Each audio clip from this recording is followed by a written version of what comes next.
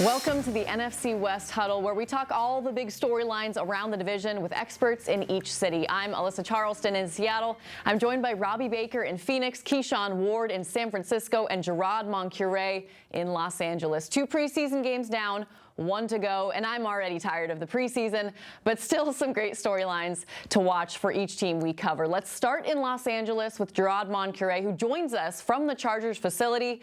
Gerard, can you explain why Rams head coach Sean McVay essentially benched himself in the second preseason game? Yeah, he watched this game against the Chargers, by the way, at SoFi Stadium from the box, because what he was doing was giving his assistant head coach, Aubrey Pleasant, a chance to actually coach the team. Now, why did he do this? Because McVay is a motivator and he's progressive in terms of his coaching style, and his coaching tree, because of that, is long and lengthy in the NFL. What Pleasant got last weekend was a chance to actually add to his resume that he can do the job. So what happened on Saturday was just Sean McVay doing what Sean McVay does, getting guys ready for head coaching positions in the NFL. Yeah, you got to be confident to do that. I think it was a cool move. Keyshawn Ward covers the San Francisco 49ers. We saw QB1 Brock Purdy see some action in a win over the New Orleans Saints. How did he look, and any other takeaways from that game?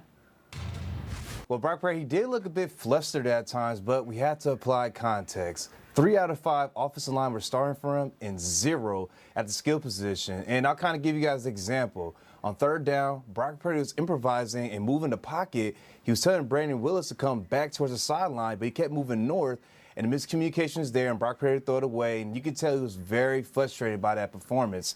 But, I mean, the glaring thing was the amount of pressures of coming at Purdy, but I think all that will be fixed once the starters are with Purdy. All right, and Robbie, the Cardinals are still looking for their first win in the preseason, which again is completely meaningless. But Jonathan Gannon didn't play many starters, so which was more valuable in your opinion, the joint practices against the Indianapolis Colts or the actual game? Yeah, I think these joint practices were something that the Cardinals had kind of circled in their offseason program for a while. Obviously, Jonathan Gannon and Shane Steichen have a lot of familiarity from their time in Philadelphia with the Eagles. And no Kyler Murray during the preseason. We found that out fairly early on in training camp. These joint practices, I think a whole week of work with 1s against 1s, 2s on 2s, all that tape, all that film, is something that I think the Cardinals knew would benefit them probably more than Kyler playing 1 series in a game. Marvin Harrison played in the preseason opener against the Saints, 3 snaps. It was 2 run plays and a screen to a running back. There's not much you're going to learn from that. This Cardinals team has kind of taken a very cautious approach to the preseason, but they went after it in those joint practices. I think that was really something that they were going to glean. They knew they were going to glean a lot of information from in those joint practices with the Colts, and they kind of put all their effort into that. Okay, very interesting. And as for the Seahawks, the main takeaways was really Sam Howell solidifying his job as the backup behind Geno Smith. He was 11 for 14, and then P.J. Walker came in. He just couldn't keep the offense on the field. It didn't seem like he had the same command over Ryan Grubb's new offense for the Seahawks in Tennessee against the Titans.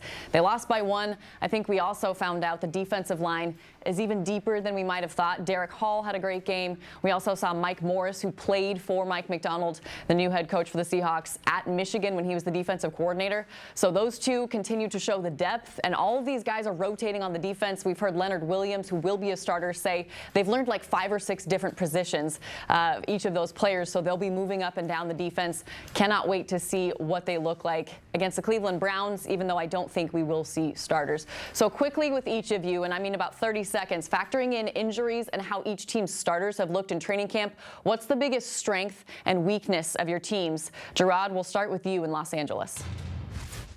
Well, the biggest strength of the Rams is a healthy Matthew Stafford. You know, he's missed a little bit of time with hamstring tightness, but he is practicing against the Houston Texans. He will not play in the upcoming preseason game, the final game.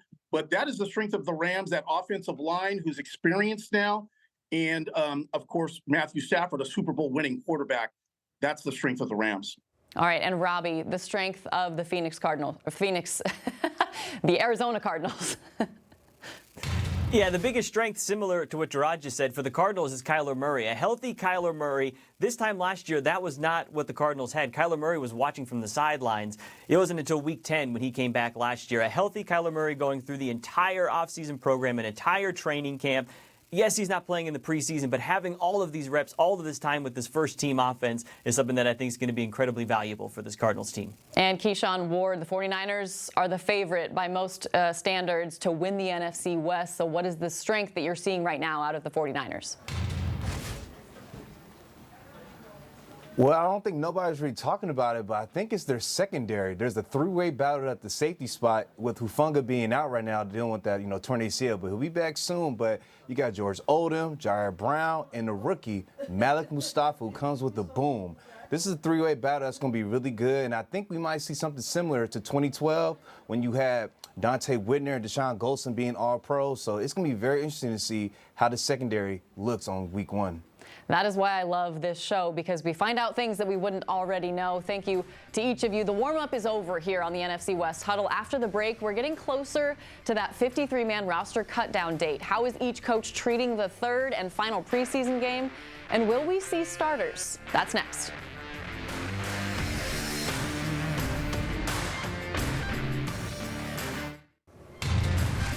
Welcome back to the NFC West Huddle, where right now we all have to take the preseason way too seriously. The final game before the regular season is this weekend, and teams have to cut their roster down to 53 players next Tuesday on the 27th of August. Keyshawn Ward in San Francisco. How is the 49ers head coach Kyle Shanahan viewing this last game before the regular season, and will we see any starters?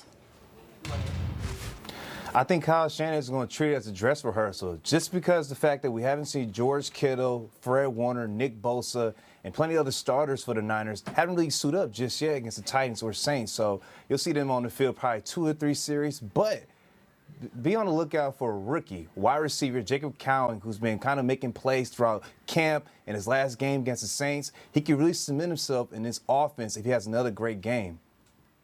And Robbie, similar question to you. What's Jonathan Gannon's plan against the Denver Broncos? I think the plan for Gannon and this staff is going to be the backups and guys kind of on the fringes of this roster. Those guys are going to see the bulk of the playing time, and specifically the backup quarterback battle. Clayton Tune and Desmond Ridder, those two guys will see the bulk of the quarterback play. They've been going back and forth in camp. Who will be QB2 behind Kyler Murray? And a looming roster decision, will they keep 2 quarterbacks behind Kyler Murray? Will this be 3 quarterbacks ultimately on the 53-man roster? If they keep 3 quarterbacks, that means someone else obviously is going to have to get cut. Is a special teams player got to go maybe try to make their way into the practice squad? Clayton Tune and Desmond Ridder, the 2 guys to watch on Sunday for the Broncos, and the Cardinals playing in that kind of later window on Sunday. Perhaps maybe a little disadvantage because they're going to have a little less time evaluating that game film before that Tuesday roster cutdown decision looms. Well, Seahawks head coach Mike Macdonald said we will see most of their starters when they begin the game against the Cleveland Browns this Saturday. That means Geno Smith will get some reps. He didn't say how many or how long he'll play, but on offense and defense, we'll get a way better look at this Seahawks team in terms of how they look under a new head coach. I'm sure they'll still keep their offense and defense pretty vanilla, but for Seahawks fans, getting to see this team at home at Lumen Field against the Browns, it'll be an exciting moment to see some of those starters and how they look under a new offensive and defensive system. Well, this time of year, we start seeing betting odds everywhere for everything. After the break, we'll find out who would put money down on whether Aaron Rodgers will be the NFL Comeback Player of the Year and more. That's next.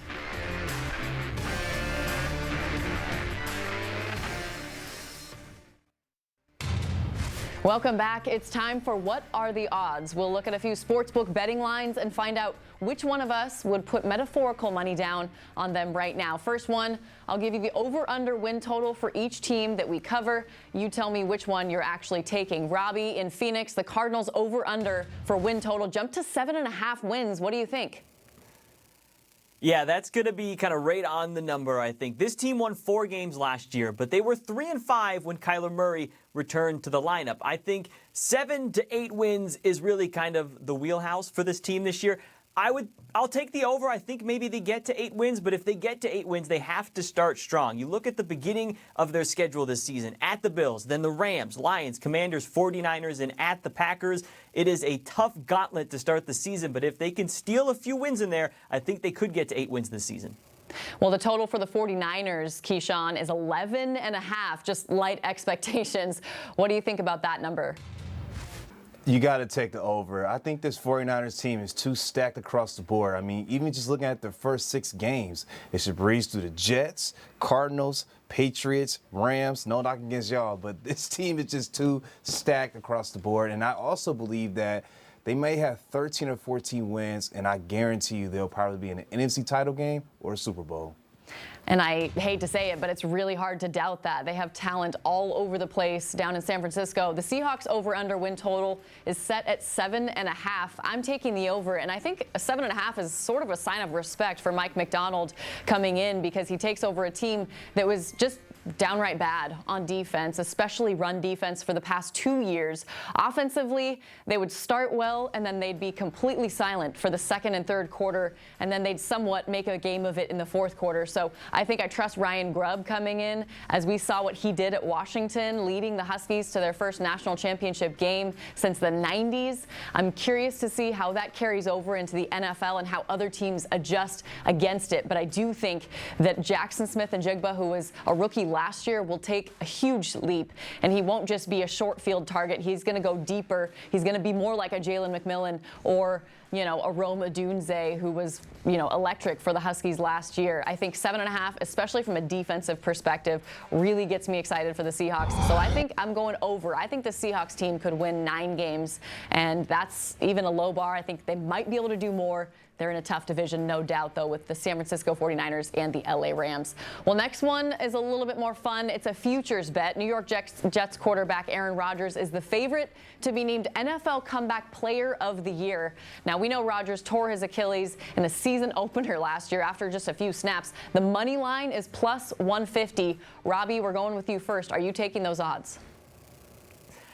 I don't know. I guess I'll have fun with this, too. Who had Joe Flacco winning Comeback Player of the Year last year, right? So I'll go a little long shot here. Mike Tomlin has never had a losing season in the NFL, right? We still don't know if Justin Fields or Russell Wilson will be QB1 in Pittsburgh, but sprinkle in a little something on either of those guys as maybe some longer odds. Just with what Mike Tomlin does with the Steelers, maybe a little bit of a little fun there, throwing something on those guys.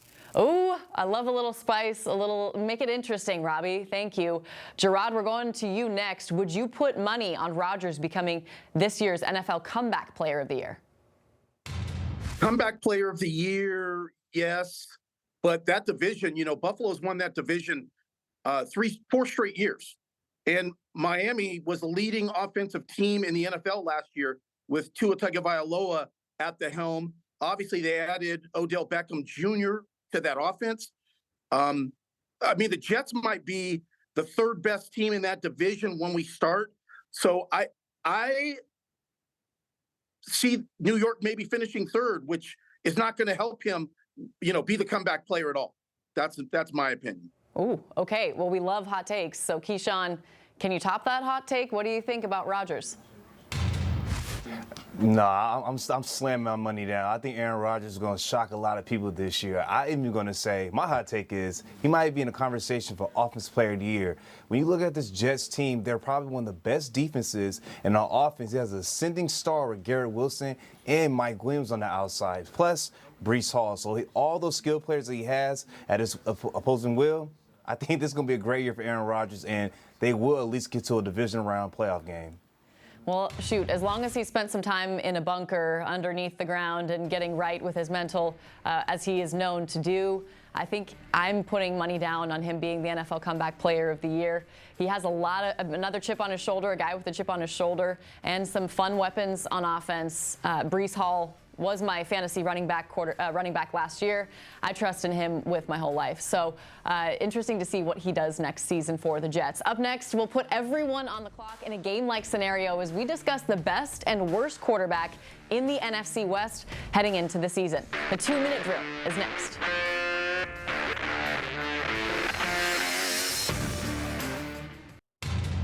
Well, just like a game, we're finishing the NFC West Huddle with a 2-minute drill. How quarterbacks operate the end of a game often determines how we rank them and how we feel about them. So each of us has about 30 seconds to explain which quarterback in the NFC West between Geno Smith, Brock Purdy, Matthew Stafford, and Kyler Murray you have the least confidence in this season, and then we'll do who you have the most confidence in. So Robbie in Phoenix, we'll start with you. The least confidence, I guess I would probably have to go Geno Smith, only because he had his back-to-back career seasons, these last 2 seasons with the Seahawks, right? Can he keep up that pace? Historically in his career, he hasn't been able to. At 33 years old, the supporting cast isn't quite the same as what the other teams in the NFC West have to offer. Least confidence for me, probably Geno Smith. All right, and Keyshawn, who do you believe gives you the least confidence in terms of quarterbacks in the NFC West? I got to say Geno Smith as well. I don't honestly think he's going to be the quarterback there next year. I just think that, he's kind of had his best seasons he's ever had in his career. But I think opposing defenses are starting to catch up on him. And when he's doing on offense, I just don't think it's going to be enough, especially comparing against guys like Stafford, Purdy, and Kyler Murray. All right, Gerard, are you trying to put more bulletin board material out there for Geno Smith? What do you think? I'm going to leave the Emerald City alone. I'm going to go with the guy that I have the least amount of confidence in is Kyler Murray. And I feel this way because of what I've seen the Rams do to him.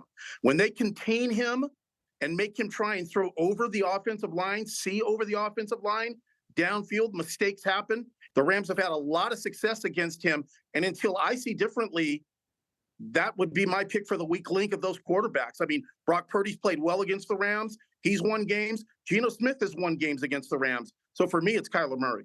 I'm with you, and that was my answer from the get-go. I know Kyler Murray came off of a season where he was injured, and he did come back and help them win some games.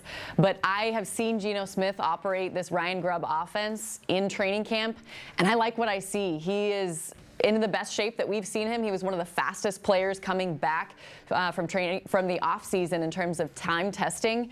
He looks like he's 25 out there, and he is getting the ball out much quicker than we've seen in the past, and he's got more threats in the middle of the field. The main criticism of Russell Wilson was that he couldn't pass over the middle. Well, Geno Smith is doing that often with these tight ends. The tight end health will be a factor, I think, for him going forward. But Kyler Murray, it's just hard to trust and know what he's going to look like in a full season coming into this one. I know he's also in great shape, but I have questions about the offensive line. What's going to be interesting is Marvin Harrison. I think that's going to be a huge game changer in how they have chemistry. So right now I'm going to say weakest would be Kyler Murray. All right, each of you, starting again with Robbie, who gives you the most confidence at quarterback in the NFC West? The most confidence has got to be Brock Purdy, right? With the surrounding cast of characters he has there with the 49ers, nearly 70% completion percentage in his career, 44 touchdowns to only 15 interceptions. He has such a grasp of that Kyle Shanahan offense. That gives me confidence to say that Brock Purdy can be the best quarterback in the NFC West this year. Keyshawn, do you agree? I absolutely do agree. I think Brock Purdy's going to be easily the best quarterback in the NFC West this year. All right, Gerard in LA, what do you think? I am going to go with my guy, Matthew Stafford, because I think the Rams have made up ground on the 49ers. As long as they can keep Matthew Stafford upright, which should be the case, this offensive line is rebuilt. They added a few off-season acquisitions. When Matthew Stafford is healthy, he's the best quarterback in this division. He's the only guy that's won a Super Bowl. When the Super Bowl was on the line against the Cincinnati Bengals, Matthew Stafford was perfect. It was a drive that will never be forgotten. Last year, the Rams went 10-6, and Matt Stafford missed 2 games. So I think the Rams have gained ground. They have an amazing receiving core. It's all about health. And if Matthew Stafford stays healthy, granted, that can be a big if, then he's the best quarterback in the division, in my opinion. Gerard, you and I have the exact same mind. I'm going with Matthew Stafford as well, just because of what we saw Puka Nacua do to the Seahawks last year. And he was phenomenal without Cooper Kupp. Cooper Kupp is back. I saw what he did at Eastern Washington and the Eagles, and what he did is just that offense seems like it could really explode this year in particular. He's got the veteran leadership. He's got the confidence. And I wonder, I've only seen these as headlines, Keyshawn, so forgive me when it comes to Brock Purdy, that he might try to be someone he's not this year. I'm curious to see if that happens, and for Seahawks fans, I think they all hope that it happens, that he tries to do too much with all those weapons rather than just relying on the incredible offense that Kyle Shanahan produces, and with the amazing weapons he's got in guys like Deebo Samuel and potentially Brandon Ayuk. Well, just like that, and in a real NFL game, 2 minutes is really closer to 5. We will end it right there. Thanks to all 3 of you for joining us on the second week of the NFC West Huddle. We'll get together every week throughout the regular season, and if you missed any part of it, you can catch full episodes on the Fox Local app. Thanks again, and have a great night.